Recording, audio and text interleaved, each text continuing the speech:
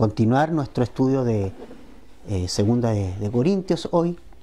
Entonces vamos a ir al capítulo 5. Empezamos el capítulo 5 y hoy nos corresponde estudiar desde el 11. Vamos a estudiar hasta el verso 21 el día de hoy. ¿Ya? Si eres primera vez que nos ves, te contamos que estudiamos la Biblia de esta manera, de manera sistemática, verso a verso, y estamos estudiando Segunda de Corintios y ya vamos en este pasaje. Vamos a leer los primeros versículos y vamos a estudiar. Dice el verso 11: Por tanto, conociendo el temor del Señor, persuadimos a los hombres, pero a Dios somos manifiestos, y espero que también seamos manifiestos en las conciencias de ustedes. No nos recomendamos otra vez a ustedes, sino que les damos oportunidad de estar orgullosos de nosotros, para que tengan respuesta para los que se jactan en las apariencias y no en el corazón. Porque si estamos locos, es para Dios, y si estamos cuerdos, es para ustedes. Entonces, lo que hemos estado observando y viendo en estos últimos domingos, en Segunda de Corintios, en estos capítulos 4, 5, en el 5 principalmente, pero también eso lo veíamos al final del 4, es que Pablo nos ha estado compartiendo de su ministerio, de su vida, como lo hace en esta segunda carta, un poco abriendo su corazón, abriéndonos el living de su casa, invitándonos, es como escuchar lo que es el ministerio, lo que es la vida cristiana de puño y letra del apóstol Pablo. Es genial.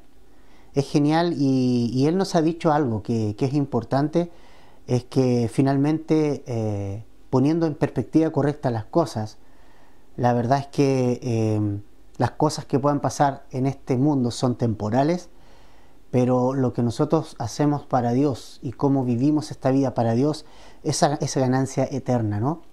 Y eso es lo que ha hecho el apóstol estos últimos versos, nos ha compartido acerca de este contraste entre lo temporal y lo eterno, esta vida temporal reflejada en este cuerpo temporal. Nos compartió Pablo la semana pasada, ¿verdad?, que nosotros no desfallecemos, aunque tengamos que enfrentar distintas situaciones, aunque tengamos que enfrentar y Dios permita que enfrentemos distintas situaciones propias de esta vida, recordando que esta vida también es un mundo caído, ¿no?, y que es temporal, y lo demuestra bien nuestro cuerpo, ¿no?, que Pablo nos compartía, se va desgastando.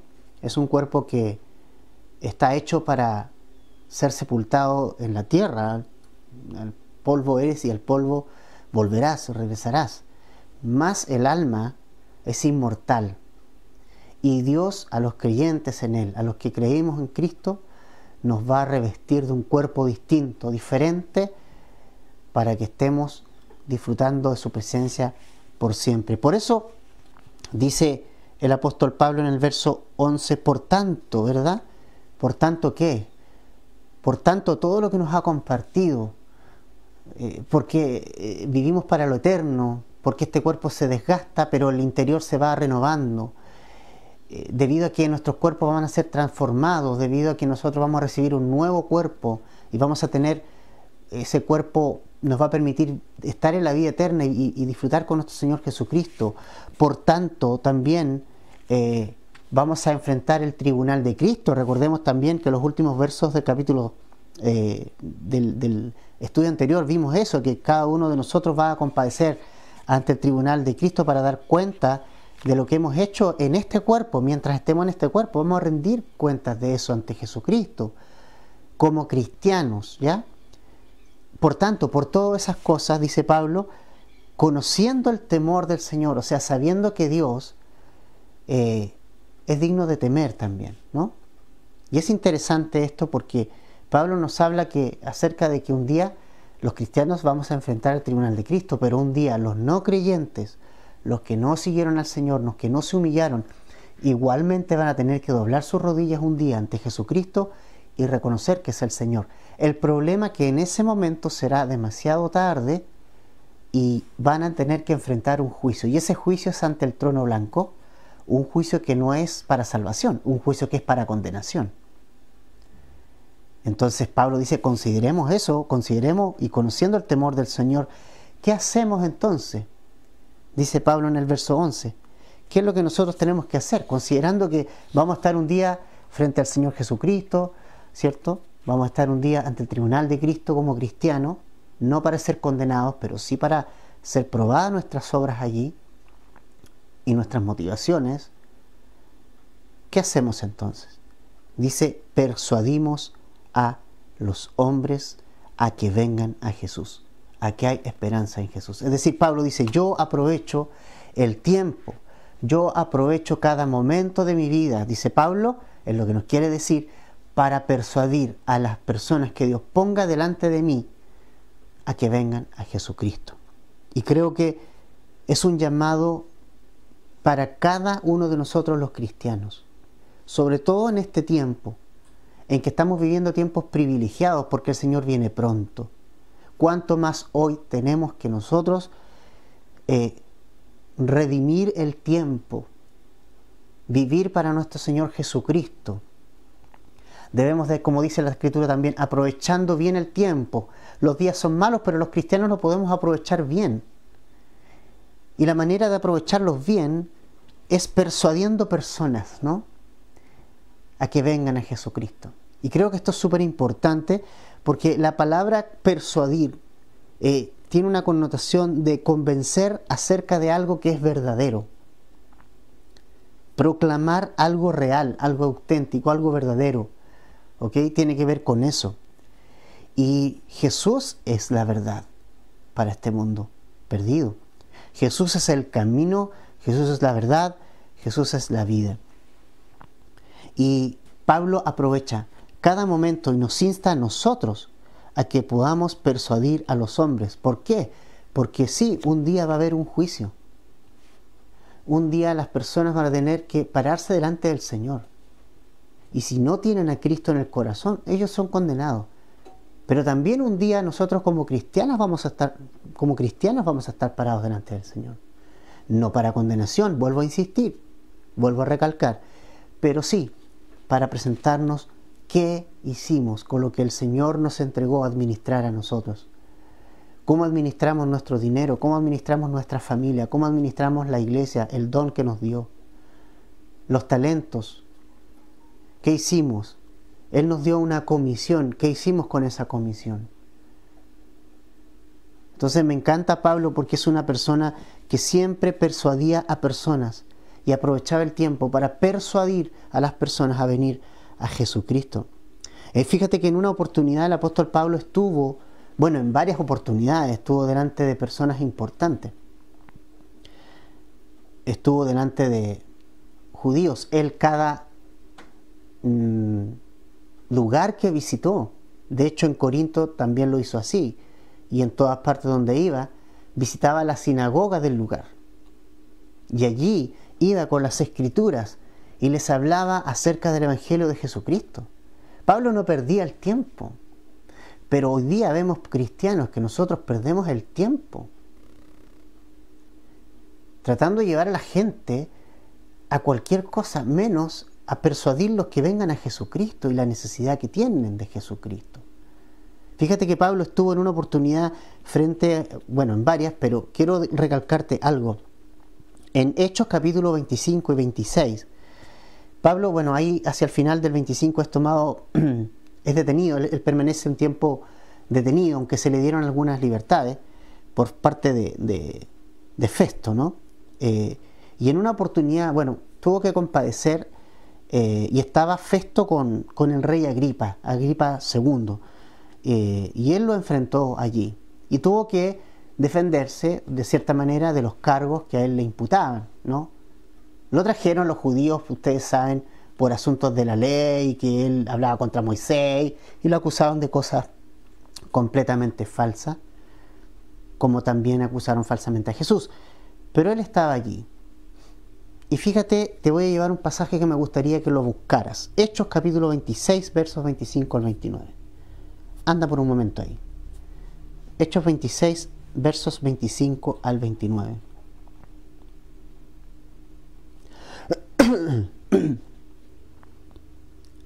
Dice, bueno, Festo le dice Pablo las muchas, antes de eso Pablo le había dicho, o Festo le había dicho a Pablo, estás loco Pablo, las muchas letras te han vuelto loco, ¿no? Porque Pablo les estaba hablando acerca de Jesucristo. Entonces el verso 25, de Hechos 26, dice, pero Pablo le respondió, no estoy loco, excelentísimo Festo, ¿no? El respeto siempre por las autoridades, sino que hablo palabras de verdad y de cordura, porque el rey entiende estas cosas. Y también le hablo con confianza porque estoy persuadido de que él no ignora nada de esto, pues esto no se ha hecho en secreto. Rey Agripa, ¿cree usted en los profetas? Ándate, cabrito, ¿no? Yo sé que cree, le dice Pablo, porque para ser gobernante de los judíos, ellos debían conocer la historia judía, y la historia judía decía que había un Dios, que era un pueblo monógamo, de un solo Dios,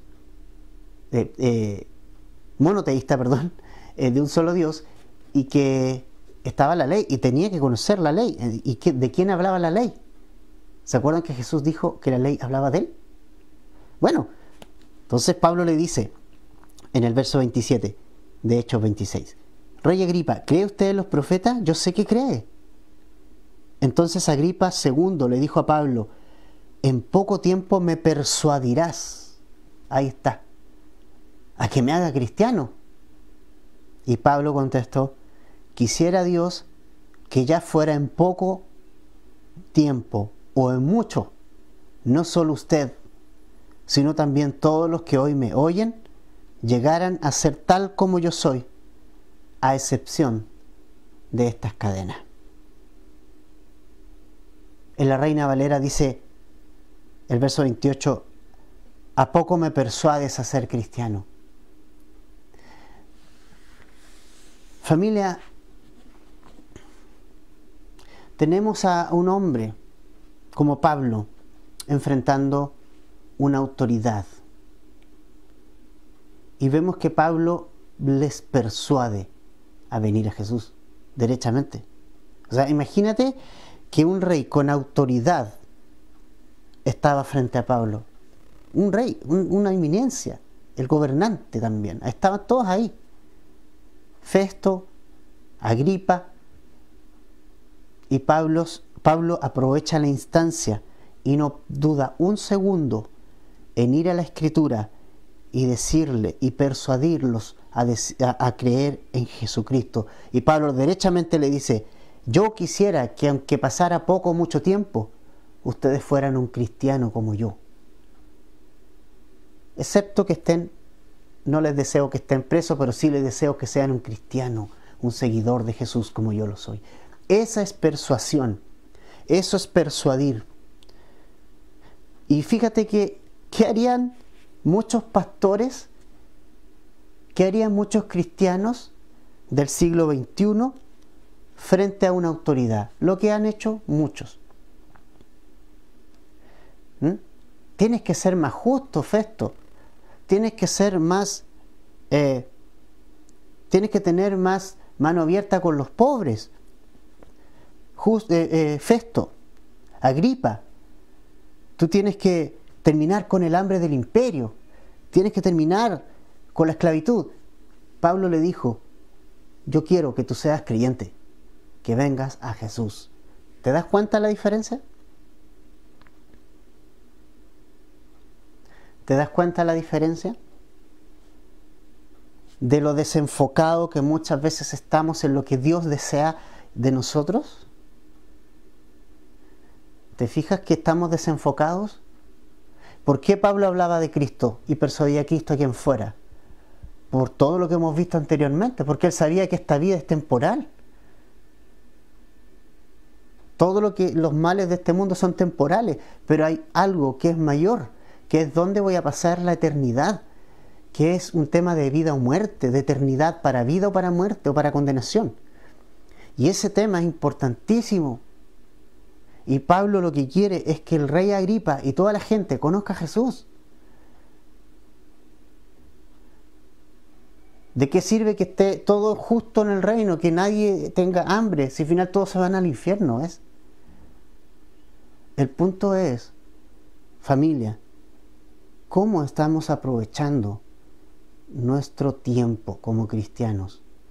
Pablo lo aprovechaba persuadiendo a las personas a venir a Jesucristo.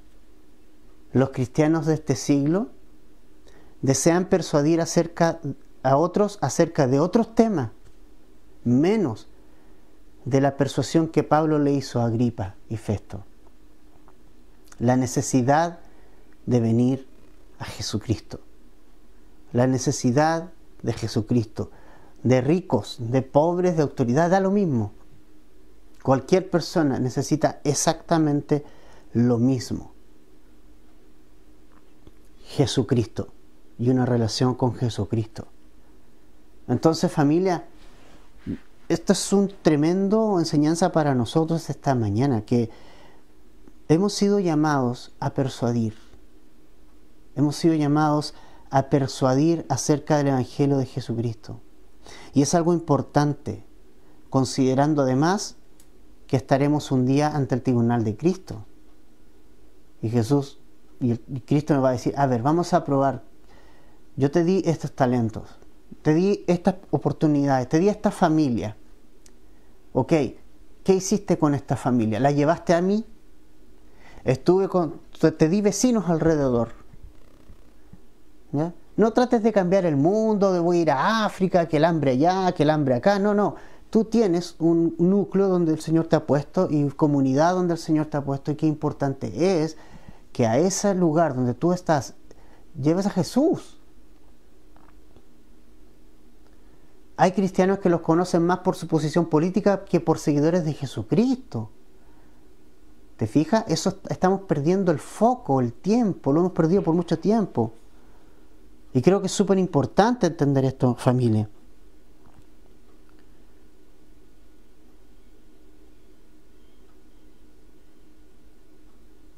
Tenemos y hemos sido llamados a persuadir a las personas que vengan a Jesucristo, ¿no? Entonces Pablo por eso dice, por tanto, conociendo el temor del Señor, sabiendo que esta vida es temporal, sabiendo que Él también un día me va a llamar a su presencia y un día tengo que compadecer ante Él, todas esas cosas, no perdamos el tiempo, persuadimos a los hombres. Persuadimos a los hombres.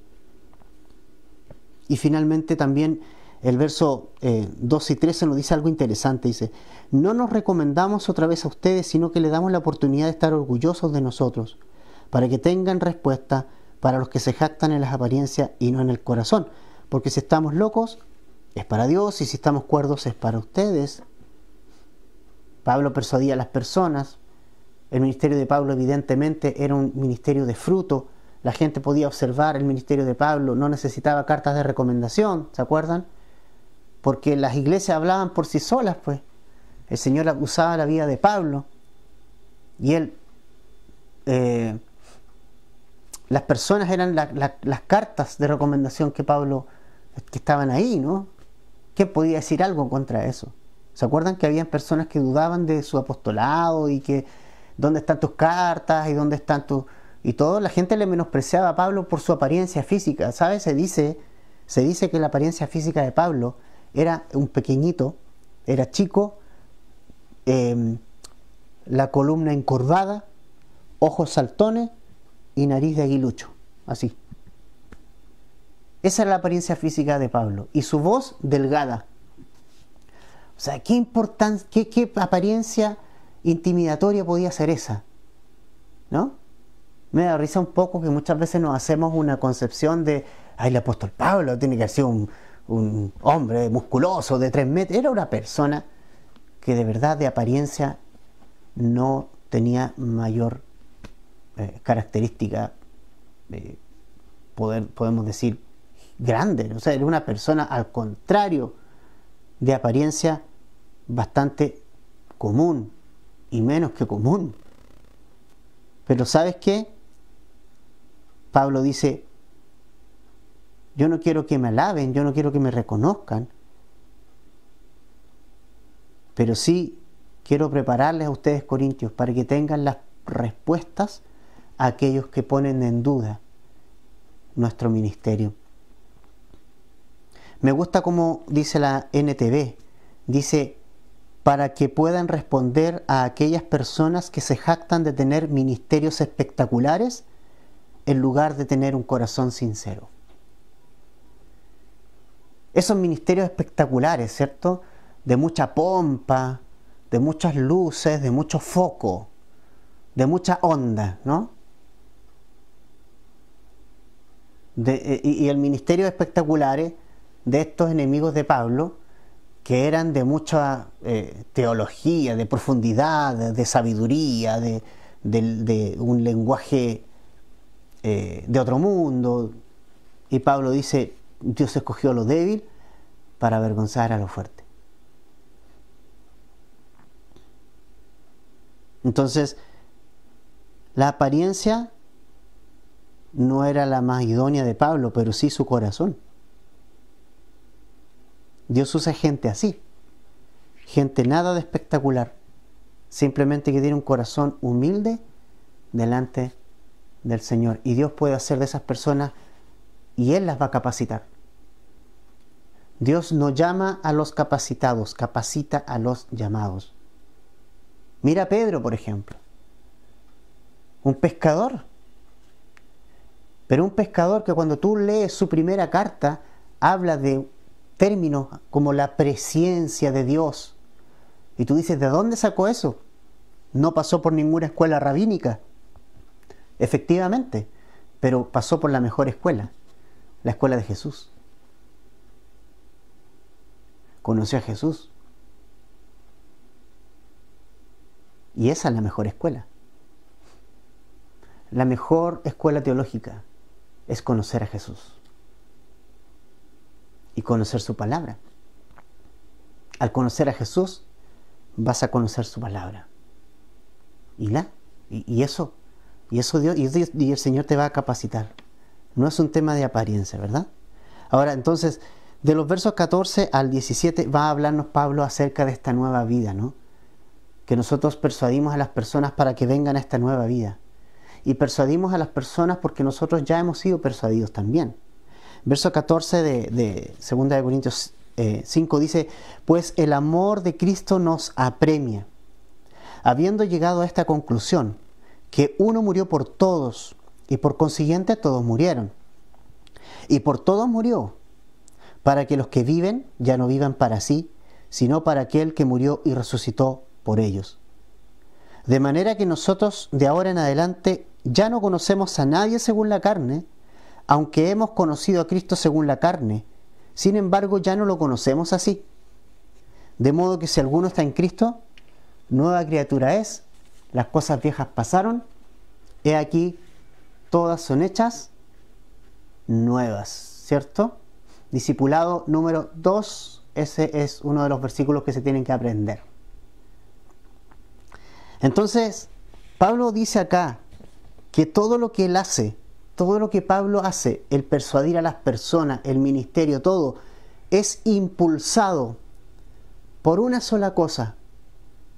¿Y qué es eso? El amor de Dios.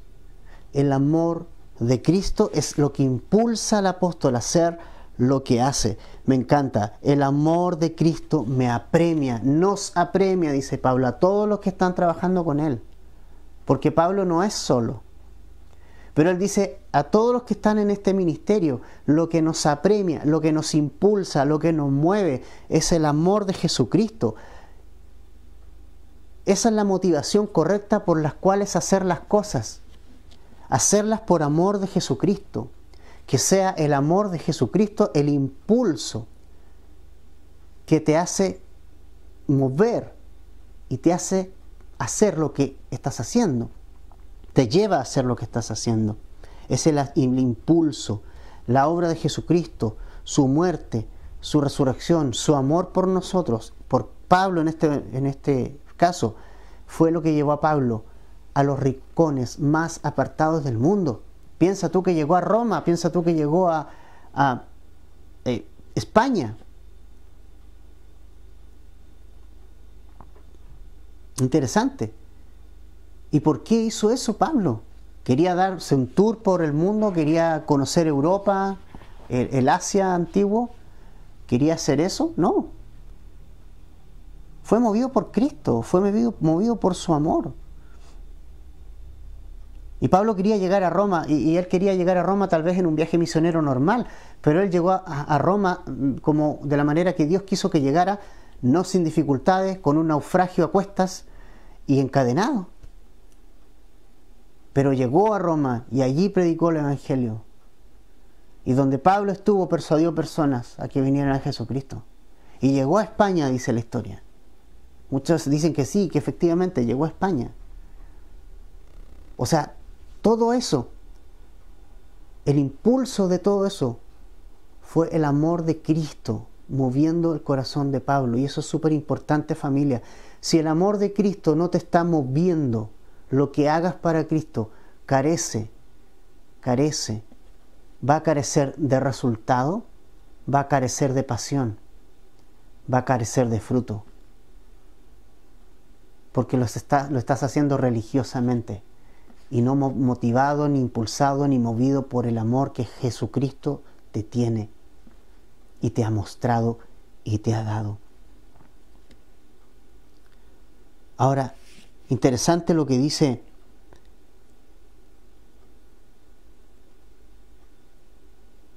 acá. Me gusta mucho lo que dice el verso también 14 en la segunda parte. Dice, habiendo llegado a esta conclusión, ¿no? Pablo llegó a una conclusión, que uno murió por todos, amigos. Jesucristo murió por todos, no solo por un grupo selecto, no por sus escogidos. Jesucristo murió por todos. La obra que Cristo hizo en la cruz es de alcance universal y es para todos, no para un grupo selecto de personas, es para todo aquel que en Él cree. Juan 3:16, una vez más. No es un sacrificio limitado a un cierto grupo de personas. Es un sacrificio y es una obra que Dios hizo, Jesucristo hizo, murió. Él murió y lo hizo por todos, por todo el mundo, por todos los hombres. Ahora, ¿significa eso que todo el mundo es salvo? Claro que no. Entonces, ¿qué onda? Bueno, necesitas venir a Jesús. Y esa es una decisión personal. Por eso dice el verso 17, de modo que si alguno, individualmente, si alguno está en Cristo, viene a Jesús. ¿Ok? El sacrificio de Jesús es para cualquier persona y me encanta eso. Me encanta. Un chino, un africano, un chileno, un argentino, la raza, color, la moda que traiga es el Evangelio de Jesucristo es para todo aquel que en Él crea. Para todas las personas, cualquier persona puede venir. Ese sacrificio es de alcance universal y para todos. Solo requiere la respuesta de la persona, la decisión personal de seguir a Jesús, de arrepentirte de tus pecados, porque nosotros todos estábamos en el mismo saco. Romanos 3:23, todos pecamos, todos estamos destituidos de la gloria de Dios. Adán allá desobedeció y con eso pasó el pecado a todas las personas, a todos nosotros, y nadie está sobre otro en ese sentido, porque ante Dios, Dios nos ve de la misma manera sin Cristo a todos, y también de la misma manera con Cristo cuando estamos en Cristo. De la misma manera sin Cristo ve el mundo, ve un montón de personas pecadores. Pero con Jesucristo ve a pecadores salvos por su gracia. Interesante. Jesucristo murió por todos. Y me encanta lo que dice Pablo acá, porque dice que por todos murió, para que los que viven, dice el verso 15, ya no vivan para sí, ¿ves? O sea, para tomar una decisión y podamos vivir para el Señor, sino vivamos para aquel que murió y resucitó por ellos, o sea, por el mundo, ¿verdad? Y el 16 dice, de manera que nosotros desde ahora o de ahora en adelante ya no conocemos a nadie según la carne, aunque hemos conocido a Cristo según la carne, sin embargo ahora ya no lo conocemos así. ¿Qué significa esto? En que hay una gran diferencia entre conocer a Jesucristo intelectualmente, mentalmente, incluso conocerlo hasta físicamente, y conocer a Jesucristo espiritualmente. Piensa en cuando estuvo Jesús aquí en la tierra, ¿cuánta gente le conoció? Físicamente. Cruzó palabras con él. Te voy a nombrar uno, el joven rico. ¿Te acuerdas? Él vino, cruzó palabras con él, habló con él. El Señor Jesucristo le dijo algo, pero él en vez de tomarlo se fue triste. O sea, el joven rico conoció a Jesús, escuchó a Jesús, pero no aceptó a Jesús. Lo rechazó espiritualmente y se perdió la oportunidad de ser nacido de nuevo por el Espíritu Santo. O sea, mucha gente puede decir, no, si Jesús, mire, Jesús es maravilloso, Jesús es un... incluso te puede decir, no, si Jesús es el Hijo de Dios. Ok, está bien. Pero eso transformó tu vida. Eso que tú crees de Jesús transformó tu corazón. Te dio un nuevo nacimiento y ahí está el punto. Verso 17, de modo que si alguno está en Cristo, nueva criatura es. Las cosas viejas pasaron, he aquí todas son hechas nuevas. Tú necesitas una experiencia con el Señor Jesucristo espiritual. No es una cuestión carnal. No es un tema así de onda, no, si yo sé que esto es verdad. No, es un tema de espiritual, de conocerlo, de poder entender no solo quién es, sino someterme y darle mi vida.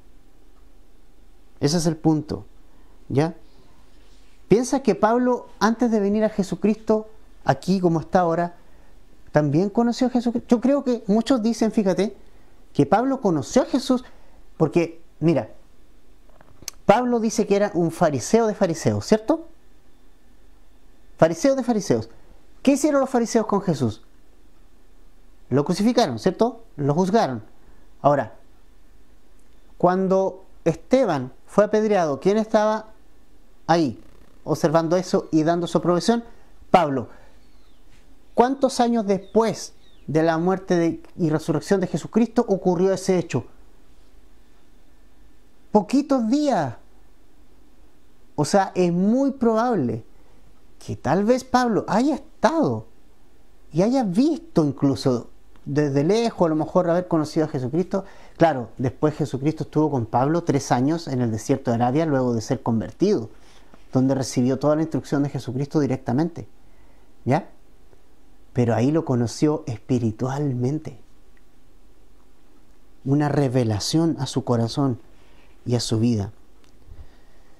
Mucha gente conoce a Jesús, pero no es una nueva criatura.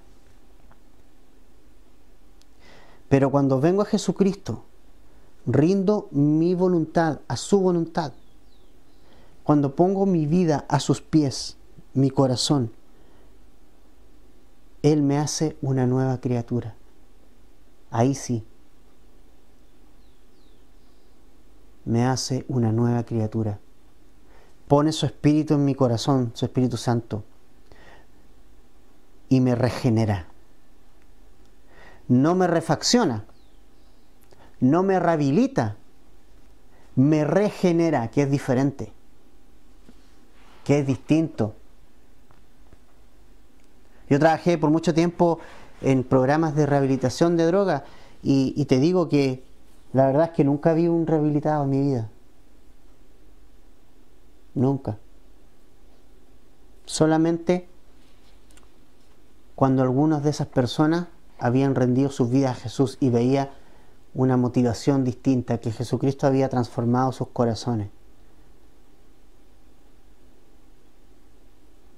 Pero Jesucristo no nos refacciona, echa abajo todo lo antiguo y hace todo nuevo. Las cosas viejas pasaron, ahora han sido todas hechas nuevas, no algunas. Y en eso nos afirmamos. Y lo que me llama la atención es que, ¿sabe lo que dice? Si alguno, un llamado individual, está tiempo presente en Cristo. Esta es una relación, familia. Y es una relación en la cual debo permanecer día tras día. Porque el día que yo no esté en Cristo, ¿quién puede mantenerme en pie? Como cuántas personas han caído de la gracia. Y vamos a estudiar Gálatas después y te vas a dar cuenta. Qué fácil es pensar que soy salvo porque mis obras me hicieron salvo. Y seguir el camino de la religiosidad. Y abandonar y dejar la gracia de Cristo de lado. Sin Cristo no tengo nada que hacer. Jesús dijo, separados de mí, nada pueden hacer. ¿Y cómo sé que permanezco en Cristo? Guardo sus mandamientos. Oigo su palabra. Soy obediente a Jesucristo y permanezco en su amor.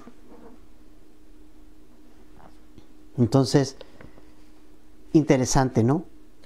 Puedes llegar a ser hermano, amigo, si tú no conoces a Jesús, puedes entregar tu vida a Jesús.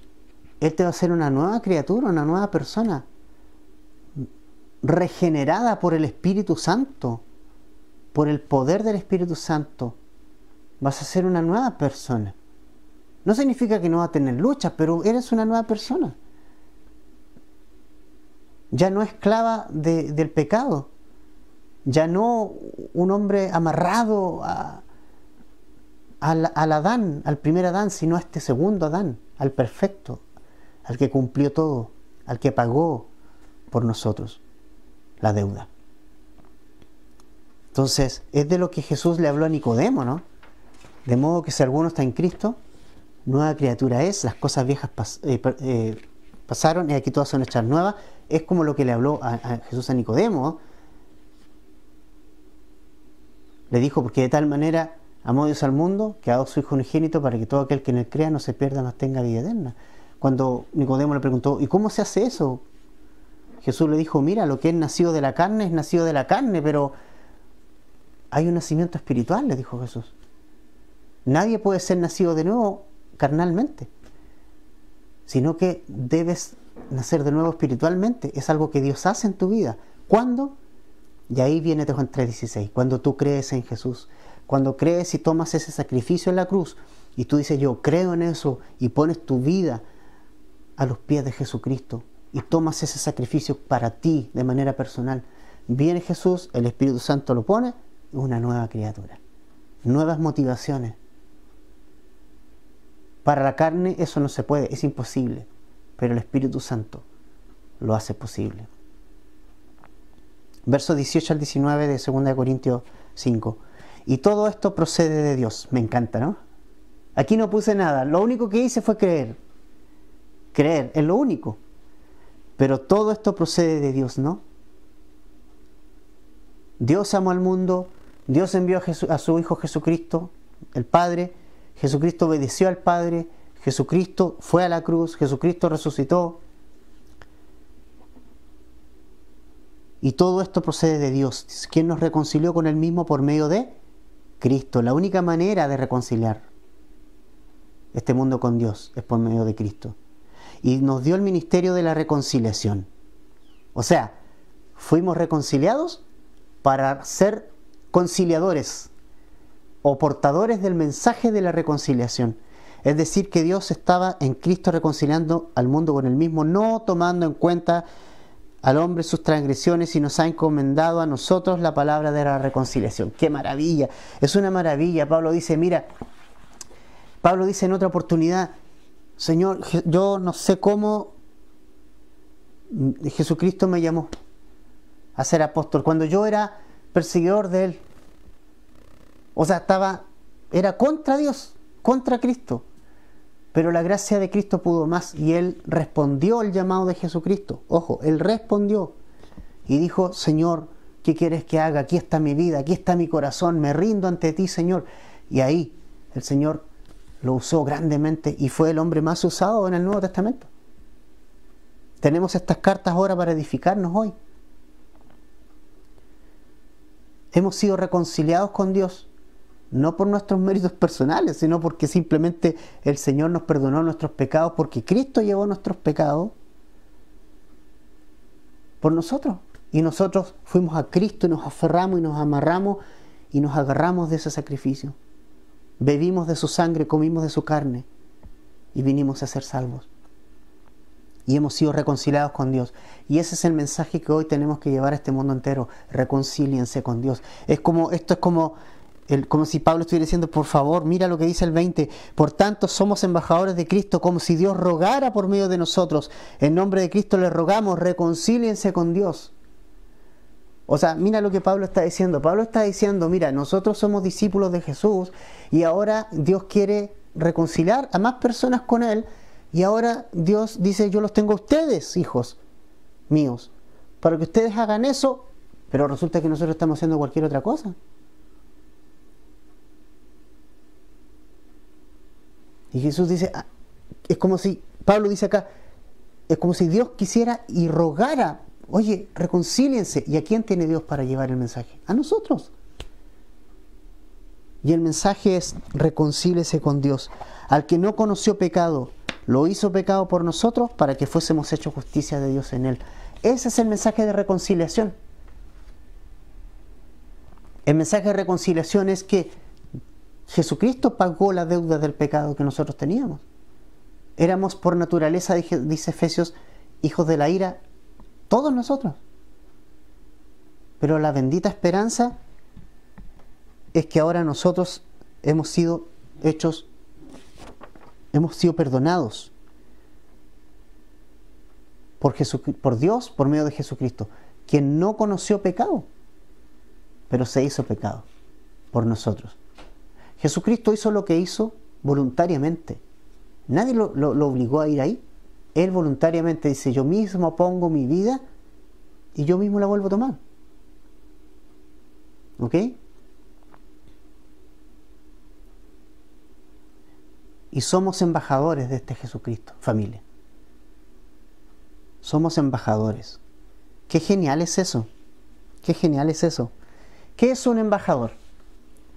Es un representante oficial de un reino dentro de otro del que no es originario, ¿cierto? Pero este embajador representa a este rey del otro lado. ¿Qué es un embajador de Cristo? ¿Qué somos nosotros? Embajadores de Cristo. ¿Qué somos? No somos de este mundo. Este no es nuestro reino. Nuestro reino está en los cielos. Y somos ciudadanos de allá. Primera de Pedro 2:11 nos dice que nosotros somos peregrinos y extranjeros en este mundo. No somos de aquí. Pero ahora estamos aquí y estamos con una misión. Y esa misión es persuadir a las personas de lo bueno que es este reino. Somos embajadores de Jesús y estamos aquí para decirle a la gente: Jesucristo te ama. Jesucristo hizo todo lo que hizo. Él llevó tu pecado y también te quiere reconciliar a ti con Él. Ven, sé parte del reino de los cielos. Eso hace un embajador.